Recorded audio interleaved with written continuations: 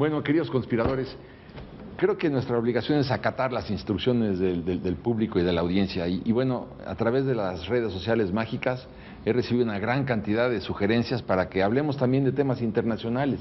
Y uno que me parece imperativo, digamos, dadas las fechas, es que toquemos el tema del 11 de septiembre del 2001, que es cuando derriban las Torres Gemelas, que eran el símbolo, ¿no?, del imperio de los Estados Unidos. Entonces, si les parece, tocamos este tema. Me parece muy bien, es un acontecimiento que no solo simbra las entrañas del imperio norteamericano, sino que radicaliza las posiciones políticas y se crean una serie de fundamentalismos muy graves, tanto en Oriente como en Occidente, que han repercutido en nuestra vida diaria. Yo creo que es el parteaguas, es el fin de una era.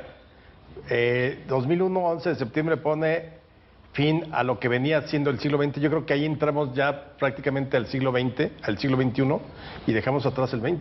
Sí.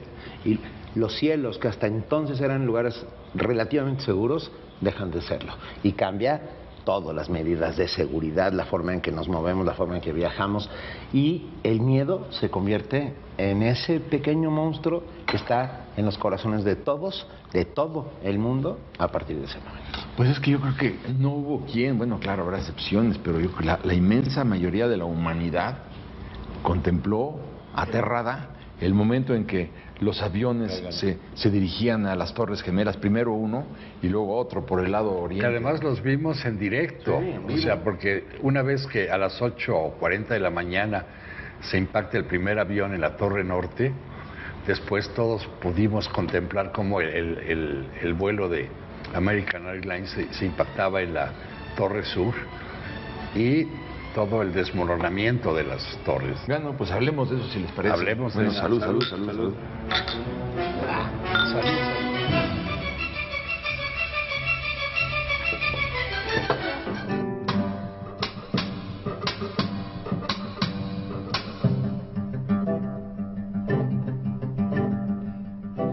Yo creo que hay momentos importantes, emblemáticos en la vida, por ejemplo, de recuerdos. Ustedes también igual lo tienen presente cuando asesinaron al presidente Kennedy. Sí, por supuesto. ¿Verdad? Como que no se olvida, ¿no? Ese día del asesinato, ¿no? ¿Qué estábamos haciendo todos y cada uno de nosotros? Cada quien tendrá su punto de vista y su parecer, pero también yo me acuerdo cuando el asesinato de Colosio, ¿no? ¿Dónde estaba? ¿Qué sucedía? Como que hay momentos claves en la vida, sí. Pero hay un tercer momento, digamos, entre tantos más, ¿no? Es el de las Torres Gemelas. Yo me acuerdo muy bien que estaba escribiendo en mi estudio y llegó mi esposa y me dijo, córrele, tienes que ver esto de las Torres Gemelas. Y entonces me acuerdo que le dije yo a ella, ¿sabes qué creo? Que los gringos se están ganando con sus películas de Hollywood, que un día esto realmente suceda. Y o sea, ella tú pensaste que era una versión de una ficción lo que estaba haciendo. Sí, yo creía que era un accidente. ¿Cómo le llaman? Un corto de una película de estas gringas. Que ya ves que con los efectos especiales hacen maravillas. Yo dije ella, un día va a pasar esto, un día realmente van a tirar las Torres Gemelas. Y vaya que pasó, Bueno, pero lo primero que se dijo fue una avioneta se accidentó contra las Torres Gemelas. Eso fue lo primero. Sí. Yo me acuerdo exactamente esa versión y yo lo estaba viendo en la tele, pero estaba escuchando Monitor con Gutiérrez Vivo en esa época que todavía estaba al aire. Y las primeras versiones fue un accidente, nadie imaginaba que fuera a propósito. Que fuera eso. Pero pasados 10 minutos o 15, que de repente llega el otro avión, y ahí sí lo vimos en vivo cómo se estrella, ahí dije, no, bueno, esto es la desgracia de la alerta roja en Estados Unidos. Y luego empezamos a enterarnos que otro avión se impacta contra el Pentágono, que otro avión cae en Pensilvania. Y se hablaba de un quinto avión que nunca apareció, ya después quedó fuera de registro. Pero ya hoy están identificados, fueron el vuelo 11 de American Airlines y el 175 de United Airlines. Y el 93 de United. Sí, ese es el del Pentágono. No, ese es el que logran... no, ese es el que se cae en Pensilvania, sí. El del Pentágono es el 77 de United. Bueno, pero a ver, les cuento, el año pasado me invitaron ahí al museo del Ground Zero en Nueva York. Zona cero para donde estaban las torres, y entré al museo. El museo es como si entraras a Auschwitz, sí, como si entraras impactante. a un campo de exterminio. De veras, el ambiente es denso, es horrible, te da cierta asfixia entrar ahí. Bueno, pero voy al punto que tú mencionabas. Nunca hubo huella del avión que supuestamente se estrelló en el Pentágono. Y ahí te dan la evidencia, porque cuando un avión se estrella contra los muros del Pentágono, tenía que haber quedado algún motor, alguna huella del fuselaje, el ala, la parte de arriba, el timón, los asientos, las llantas, pero algo. No quedó ningún registro. Nada más se ve un agujero. Es cierto. Ya. Y entonces, pero sí hubo muertos, ¿eh? Hubo muertos. Pero de adentro. De adentro del Pentágono. Pero, sí. pero espérame, nunca hubo huella de la presencia de un avión. Es increíble que un avión se estrelle contra el Pentágono y que no quede nada del avión. Esto sí es... Bueno, lo que es increíble... Sí, es que el punto es importante. Es que, ¿cómo te lo explicas? Fue un cohete, fue un misil. No, ya está comprobado que fue un avión. No, ¿dónde están los restos? No está comprobado. Porque, te voy a decir una cosa. Teoría conspirativa está buena. Sí. No es que no es teoría. Bueno, Vamos, yo no creo lo del misil, ¿eh? No, yo a ver, tampoco. entonces explícame que no quede ninguna No, huella. yo me quedo con la versión del fueron 4 aviones los que cayeron en distintos lugares. Están documentados. No, hablemos del Pentágono. No, por eso, de todas maneras, igual que de las Torres Gemelas no quedó ni siquiera el asiento del piloto. Sí, no quedó nada, al calor que estalló todo eso. Pero no es el caso. Un avión que se estrella contra un muro, el suelo, contra el muro. Yo recuerdo la foto de la que está hablando Paco, y es cierto, hay un agujero. Hay un agujero. Sí, tenía que haber la voy a buscar. Tenía que haber, porque además lo ves ahí. Tú pasas por el museo y te pasan las escenas muchas veces de las más dramáticas, digamos, de los aviones que se estrellan contra la torre. Y ves los restos del avión que tú dices que se cayó en Pensilvania, por otras razones que ahora la discutiremos. Y ves los restos del avión en Pensilvania, pero cuando ves el agujero, el orificio del Pentágono, es cuando dices, no es posible que no haya quedado ni rastro de eso. Sí, claro, pero es teoría de la conspiración. Sí, claro. Porque se hubiera detectado, y la noticia se hubiera detectado claramente que había un ataque de misiles. Sí. Y en ese momento nadie comentó nada. Yo no creo que lo hubieran podido ocultar después de la tragedia. No hay explicación. Te voy a decir otra cosa. Siempre que hay otro punto adicional, en las grabaciones, por ejemplo, que de las últimas grabaciones de las cajas negras, de los aviones que se van acercando a la torre, ves en los dos casos dos gritos que decían Alá es grande. Fue el último que dijeron el piloto y el copiloto. Y oyes esas voces. Que fueron 19 guerrilleros, fundamentalistas, terroristas, ¿verdad? Armados con cúteres.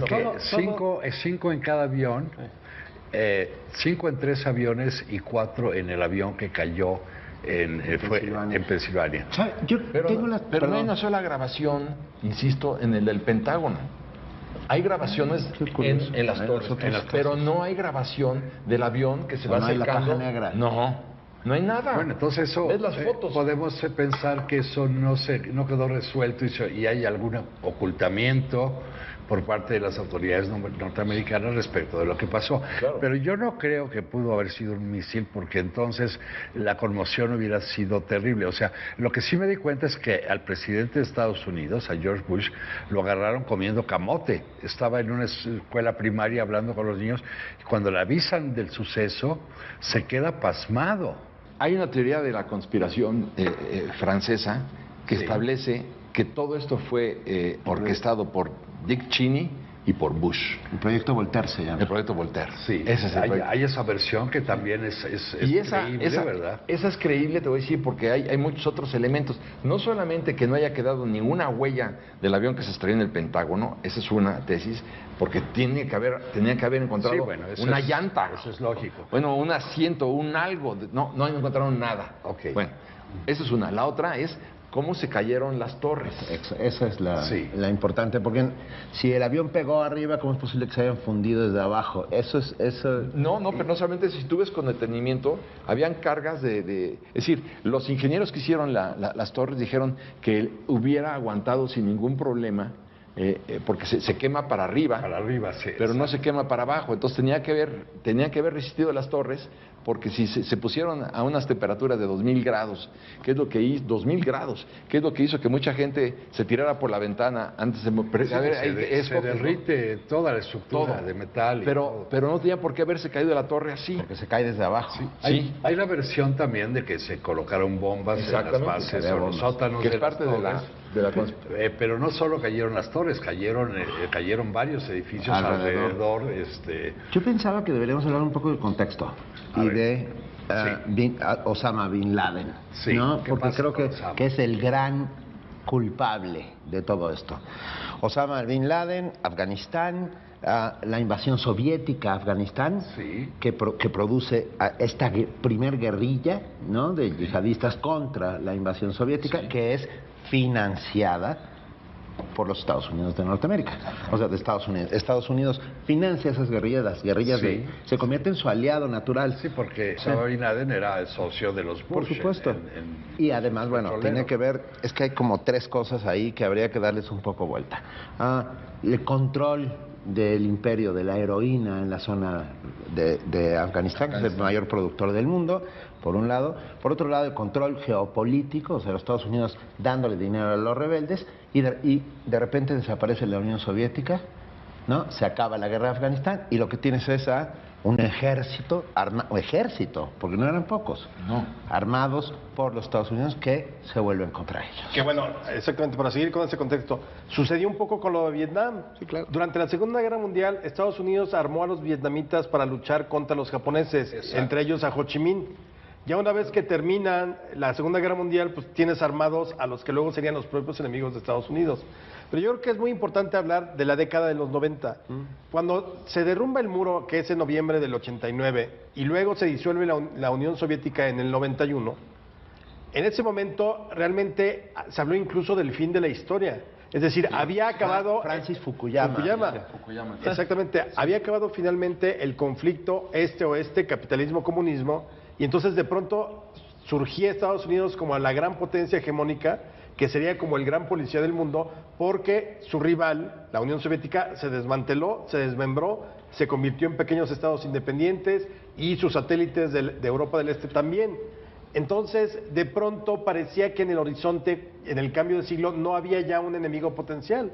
Porque realmente, ustedes lo pueden ver en términos de las películas, de los libros, de las novelas, siempre era el conflicto con la Unión Soviética. Sí, claro. Nadie preveía o nadie previó que el siguiente paso sería el mundo árabe. Exacto. En una cruzada en una guerra santa. En una guerra santa contra Estados Unidos hasta el 2001. Por eso sorprende a todos. Porque hasta todo hoy. Hasta el día de hoy. No, por eso sí, pero empieza prácticamente... ISIS es solamente un hijo bastardo, claro, de este inicio. Bueno, yo quería apuntar que los Estados Unidos son expertos en crear sus propios Frankensteins.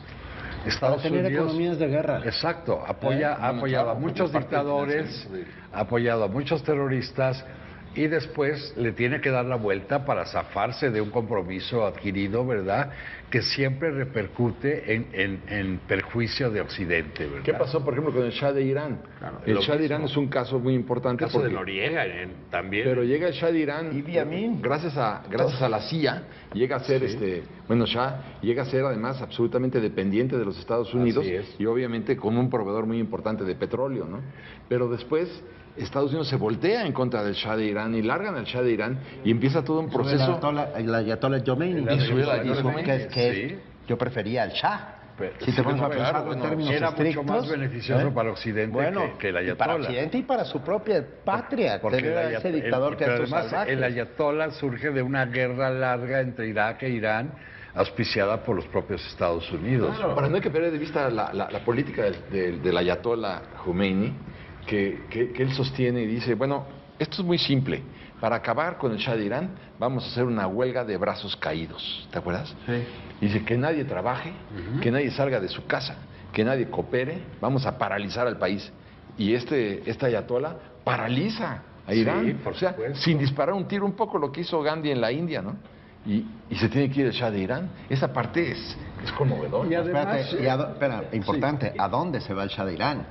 a Cuernavaca, Morelos. Y eso en Cancún también. Y también en Cancún. Bueno, O sea, perdón, pero es- hacer un espacio para, Sí, para que reflexionemos. para la reflexión. ¿No? Perfecto. Salud. Salud. Salud. Salud.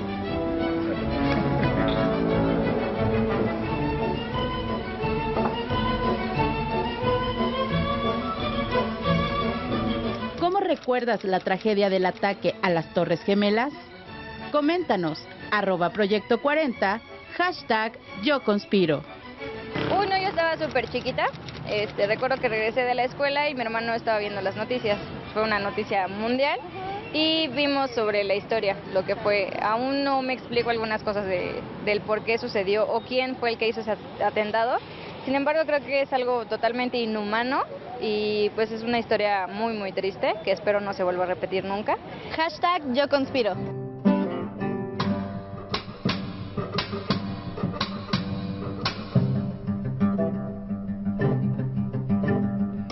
¿Cómo recuerdas la tragedia del ataque a las Torres Gemelas? Coméntanos, @Proyecto 40, #Yo Conspiro. Yo conspiro. A ver, es interesante recordar ese momento, ¿no? Sí. Aunque tenemos que... la idea es que vayamos al derribamiento de las Torres Gemelas. Pero bueno, Y ya la que Benito dijo... la que entremos causalidad al de las contexto, cosas, sí. porque ya antes el padre de George Bush, que también fue presidente de los Estados Unidos, había iniciado la guerra del Golfo, el Golfo Pérsico. Sí. Después. No, sí, pero lo que... No, la quiere decir- primera, la del 90. Ah, la Sí, primera guerra del Golfo, claro. Y entonces aquí hay toda, tú puedes ver una causalidad muy, muy bien engranada de la política exterior de los Estados Unidos para, como con el pretexto del ataque a las Torres Gemelas, iniciar la guerra en Afganistán, ¿no? O sea, es que los Estados Unidos, gran parte de sus ingresos es su industria armamentista. Pues claro, pero lo que quiere decir es que, fíjate, quitan al Shah de Irán, Sí. se desestabiliza la región en Irán, y después... Sube el Consejo de Ayatolas. El Consejo de Ayatolas, fanáticos, hasta que llegamos a Fundamentalistas terribles. Ahmadinejad, ¿no? Que lo que quiere es crear bombas atómicas para acabar con Israel. Así Que tampoco se ha demostrado, ¿eh?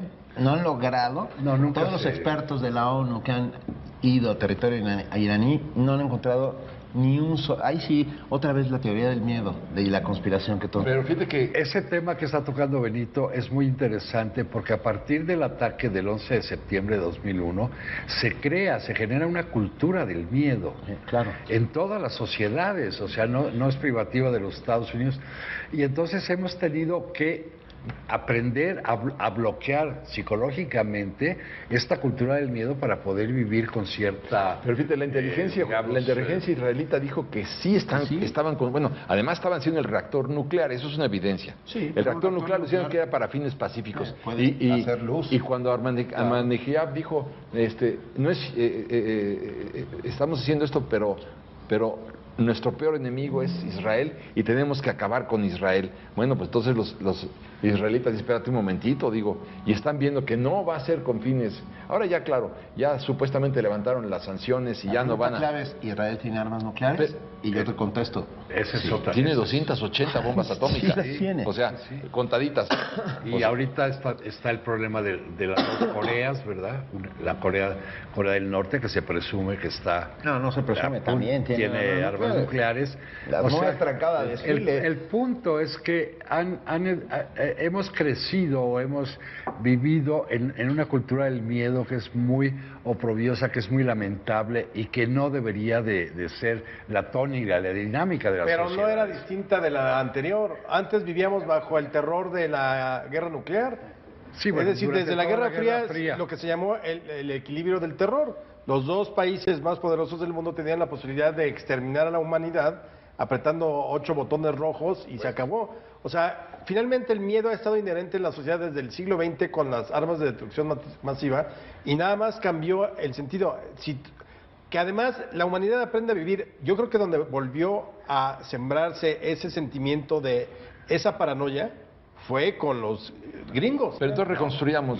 Tenemos que volver al argumento de Eugenio. ¿Cómo? A ver, cuando Saddam Hussein decide invadir Kuwait, y se quiere quedar con todos los pozos petroleros. Sí. Estados Unidos con el presidente Bush, el papá de este execrable sujeto que después fue 2 veces presidente de los Estados Unidos, su hijo. Sí. Bueno, va y evidentemente pues tenía que intervenir las Fuerzas Armadas conjuntas para que no se engulliera bueno, finalmente largan a Saddam Hussein de regreso a Irak, llega el hijo de Bush y quiere vengar al papá. Así es. Entonces dice, tenemos que atacar a Saddam Hussein porque tiene bombas nucleares, tiene bombas mostaza y tiene bombas químicas. Mismas que No es cierto, que claro que no nunca las se tenía. descubrió absolutamente Bueno, nada. pero se lo dice a la ONU. Le dice, no hay señal, no hay rastro, no hay evidencia de la existencia de esas armas. Y dice Bush, sí hay. A ver, usted demuéstrela.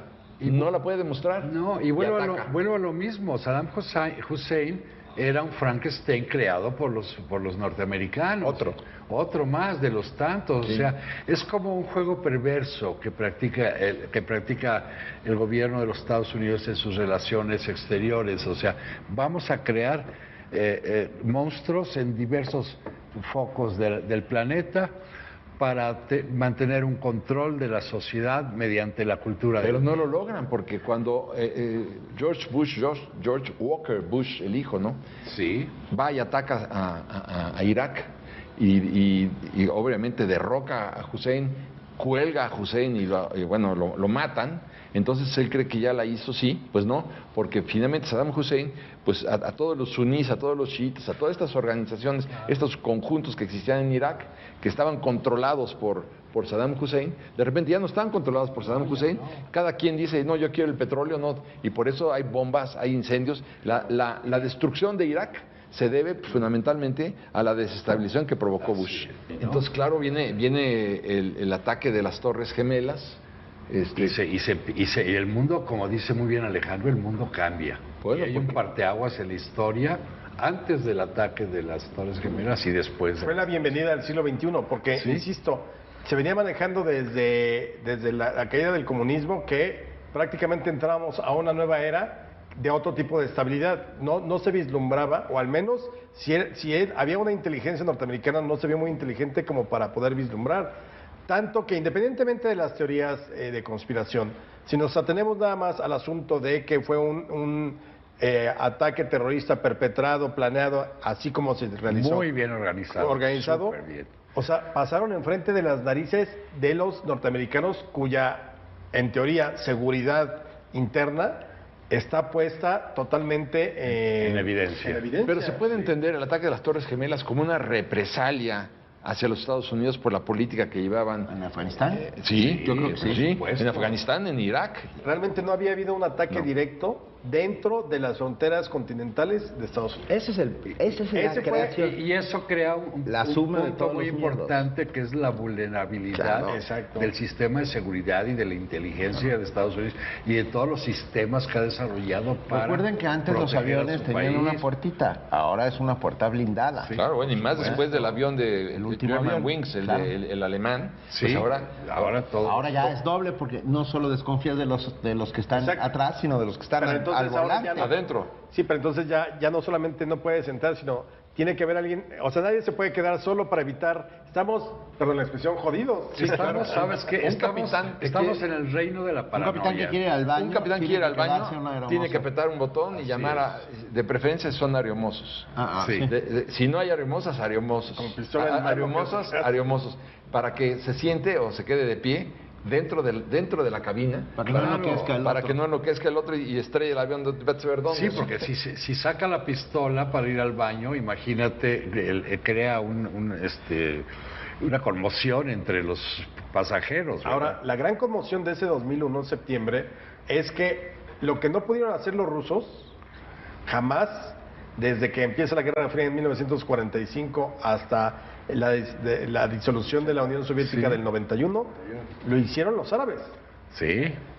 Por eso te digo, yo creo que hay un poco de soberbia o mucha soberbia de los norteamericanos que pensaron que una vez terminada la Guerra Fría ya, o sea, entrábamos a una etapa de otro tipo y dejaron pasar a diestra y siniestra a los árabes. ¿Con qué te quedas, Alex? A ver.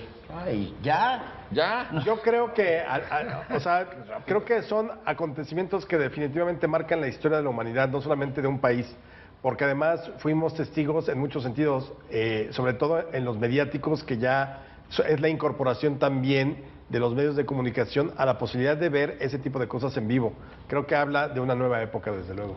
Yo me quedo con la posibilidad de que hagamos una nueva mesa hablando sobre conspiraciones. Conspiraciones que creo que podría ser buenísima y nuestros amigos lo agradecerían. La conspiración para matar a Kennedy, el montón de conspiraciones que hay por ahí que no se han comprobado nunca ninguna. Pues yo me quedo con la esperanza de que la cultura del miedo en alguna forma se disuelva entre la humanidad, que se maticen los fundamentalistas, que no se vuelvan tan radicales, que las cosas se puedan solucionar en una mesa como la de las Naciones Unidas y no tener que llegar a esos extremos, ¿verdad? Yo te diría, ¿con qué me quedo? Siempre me quedé con este recuerdo, ¿no? Del Marshall Plan. ¿Se acuerdan del Plan Marshall? Sí, claro. Cuando acaba la Segunda Guerra Mundial y que Estados Unidos reparte $50,000 millones de aquellos, ¿no? Para reactivar la economía. Japón, Alemania, ¿no? Entonces, deberíamos habernos puesto del lado de los yo creo que lo que tenía que haber hecho Estados Unidos en el Medio Oriente era un Marshall Plan musulmán, llamémosle de alguna manera, para decirles: allá te van maestros, allá te va dinero, vamos a construir puentes, escuelas, universidades, sin violencia. Era mucho mejor. Sí, pero Sí, no creo pero es que cuando mezclas la política con la religión, ya valió queso. Digo, tú lo sabes. Ya no, Pero lo que fueron a incendiar a los fanáticos musulmanes con la destrucción, con el derrocamiento, con el bombardeo a diferentes países. Pero la yihad está en el pensamiento y en la filosofía. Pero se incentivó con los bombardeos de acuerdo. de Bush. O sea, no era el camino, el bombardeo no era el camino. No, para nada. Y menos creo que ya nos vamos, el asesinato de civiles. ¿verdad? Yo creo que ya nos vamos. Yo creo que ya nos Pero vamos. bueno, ya nos vamos. Salud. Salud. Salud.